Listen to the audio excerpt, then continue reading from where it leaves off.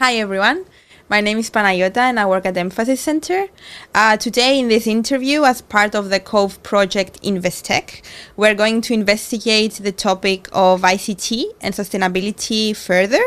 So together with us, we have Victoras. Hi. Hello, Panayota. Nice to meet you. Nice to meet you too.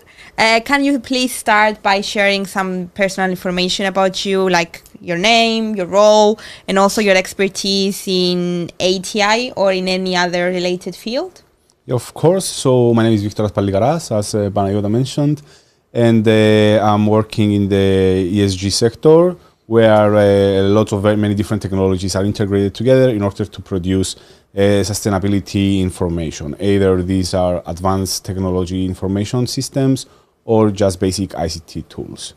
Okay, and if you're in any organization associated, with, can you please mention it, or just mention the role of ESG that you mentioned in this advanced technology information system? Yeah, I'm working in a Big Four firm, and I'm also a board member of Friends of the Earth Cyprus, where I'm involved in advocacy and educational material, because my background is in environmental sciences, so yes, that matches the job description, I guess. Okay. Yes. Okay, great. So now that we have this general, let's say, information, let's go a little bit further on investigating the current state of skills and knowledge in ATI among any other professionals based on your experience. Do you believe that they have the skills and knowledge, or do you believe that we need to have a lot of improvement and training? I believe there are some experts in the field, but in many cases we come across with some problems or difficulties where we would like to have some more expertise or more people working on a specific project. And because these people are very few in companies, you are always seeking their opinions, especially in order to find more innovative solutions. So yes, there is some expertise, but the more expertise, the better. And we really need these people, because technology is running so fast that even the people that are in the field, they need to educate and train themselves even more all the time. Okay, but these gaps that you mentioned, that you see that they exist, can you please categorize them? For example, are they more technical, so is it the training? Are they more analytical, or are they more related to soft skills? I would say it's both analytical and on the hardware kind of. Technical kind part, yes, because you need people to analyze the data, so data analysts and other people that are usually involved into looking at the data and seeing the trends, make the graphs, and for us, not for me, I do understand, but also for normal people to understand what the graphs are about and what the data is about. And also specialized people about the technical part. For example, how to use specific machines, because, for example, in kitchens, either it's a hotel kitchen or a restaurant kitchen, you have the introduction of many machines that are kind of counting your food waste. So you need this expertise to understand how the machine is working, how it is applied, how to fix it when it's wrong, understand when it is working properly and when it's not working properly. Okay. So you need both. Okay, so you answered my two following questions, actually. Examples of technical skills and analytical. Thank you for that. But I want also to focus on soft skills, because you said at the beginning, it's technical and analytical skills. But can you think of any other, soft skills that they can also be good to exist or to be developed? I mean, on those people, on the professionals that you mentioned, maybe, I don't know, time management or prioritization or any other communication skills, etc. Communication skill is a must, because you have to communicate your findings, your procedure of analyzing the content to not only to the other your colleagues, but also to your clients, because they don't understand all the work that you are doing. They are not doing your job, so you need to communicate with them what you are doing and why they pay you to do so. So communication skills are a must. And also having priorities on which project they are going to work, how long it's going to take them, because when you using your resources, you want to use them as efficiently as possible. So you need to address the projects that are urgent and the ones that are not very urgent. Yeah, sure. Yeah, great. Do you have anything else to add in terms of skills, like because we're on this topic, or? Maybe I should add also, since we're talking about ATI, about the drones, that is very, very important to have experts on this field that know how to fly a drone, they know how to collect the data from a drone. For example, when you, in the early ages, for example, like 10 or 20 years ago, when you are scouting a field to see how... Είναι με τόσο καλά. Ναι, έντυσα το... Okay, so να ξαναρωτήσω εγώ, Ανδριάννα μου, το παραπιάμε. Okay. So since we're still on this topic of skills, do you have anything else to add in terms of any of the categorization that we had on skills like technical, analytical, or soft skills? Yes, I would like to mention some new ATI technologies that are available now, such as the drones, that are very, very useful and you need experts to use them. For example, 20 years ago, when you are going to check and get some data collection from a field of corn, and they used helicopters in order to fly over the field and calculate the acreage, the productivity, and you get many data, which was very, very costly to fly a helicopter, have the helicopter's pilot. But now you can have a person just fly a drone and you get all sorts of measurements from the air. So this is very, very important as well. Okay, yeah. So sticking on analytical and technical skills. Yes. Yeah. Maybe I assume that soft skills are already there because it's a must. Yeah. That's why I'm... You're focusing more on the technical. So you mentioned something like for the drones, like the example of the past of like 20 years ago. So now let's go on the future, on what do you think like the skills, the most important skills will be in the near future, or maybe, I don't know, in 20 years from now, if you can find something in terms of the emerging trends that they are focusing on ATI. Of course, AI is going to be a massive opportunity for both for companies and for the consulting and assurance agencies across the world. Not only to increase the productivity, but also to get more accurate and more easy data. For example, when you are a hotel and you need to calculate how much food you are going to use and produce and cook to serve your customers. If you have an AI tool that is going to gather the data from different clients and customers that you have, they will, depending on the day, the time of the year, even the month of the year, so you will be able to forecast the food that you are going to need to cook for your customers.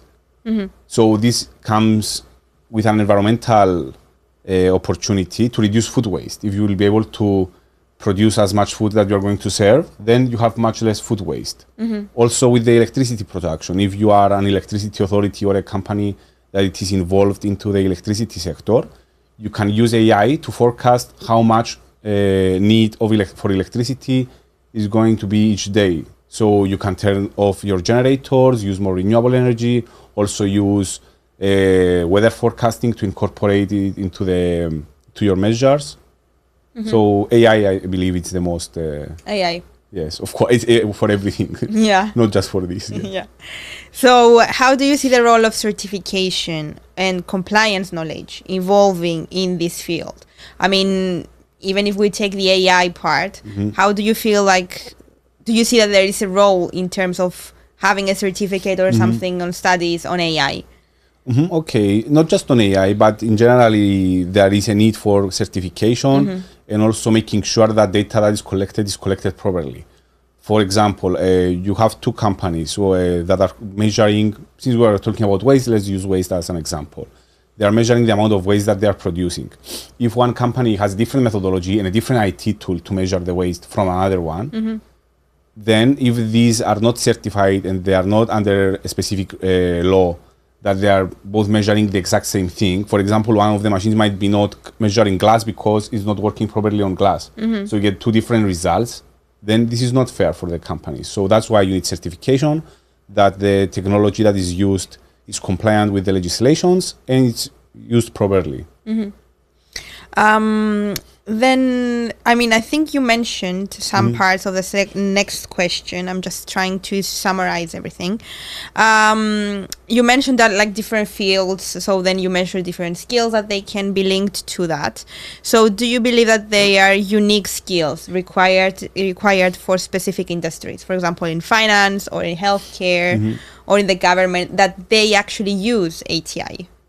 Yes, I think you need specific skills and you need people that are experts on a specific field. For example, the data analysis that comes from someone that is measuring greenhouse gas emissions is not the same as someone that is doing the data analysis for waste collection. Yeah. Because there are two different, completely different categories. So you need a diverse skill set in order to be able to get both parts. So yes, you need these different kind of people. Yeah, and also I think to be linked to the next question, to understand the regulations, let's say, that's my opinion, understanding the regulations of each industry. I believe that it's important, but that's like a question for you. Do you believe like to have an understanding on regulations or also on certifications in specific industries, that it's easily important? And do you use it, for example, in the field that you work on? Yes, we use a lot of compliance and certifications in order to make sure that there is also someone else that is doing the measurement and we can check the results that are the same. So this is the most important, basically, because you collect data in order to analyze it and get a result or be compliant with a regulation. So if you are not measuring them correctly, then there is no transparency, so there is no point of making the measurement. So being compliant, transparent, and skillful completes the whole set. So you just started like numbering, listing, let's say, what needs to be done, what strategies or solutions need to be done. Sorry. So going back to that skill set that you said that it's still there is a gap on them, what other strategies or solutions would you suggest in terms to, let's say, make this gap a little bit like less obvious? The first step is to identify the gap and be able to see where is the gap. So depending on your perspective, if you are an employer, you should try to find the specific expertise that is going to fill you this gap. If you are a student, then you will see there is this gap in the market that I want to fulfill, so I'm going to study this. If you are an employee that is interested into these topics, then you should do more training on the topic to become expert. And there is huge potential in this sector, especially when it comes to bring together sustainability and ATI. There are many opportunities. There is a lot of available information, especially now with the AI. You can have much more easier access to information than before. And yeah, basically try to identify the gap and make it an opportunity to blend in with the market and get the most out of it. Are you aware of any like specific trainings or resources or certifications that you could suggest, for example, or some that you or also have done?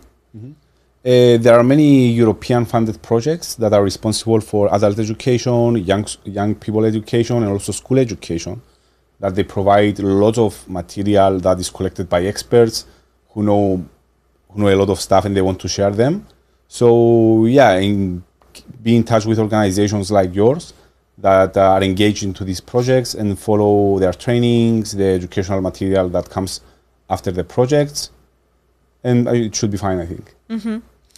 Okay, thank you very much. So to sum up, is there anything else that you would like to add in terms of IT, challenges, opportunities, or anything else in general, I mean? Yeah, I would like to focus on the opportunities that ATI is bringing to sustainability and helping us to battle climate change and also become more eco-friendly in our daily lives, both as persons and also as a society, companies, government, etc. So, great. Thank you, Panayota. Thank you very much, and thank you everyone for your attention.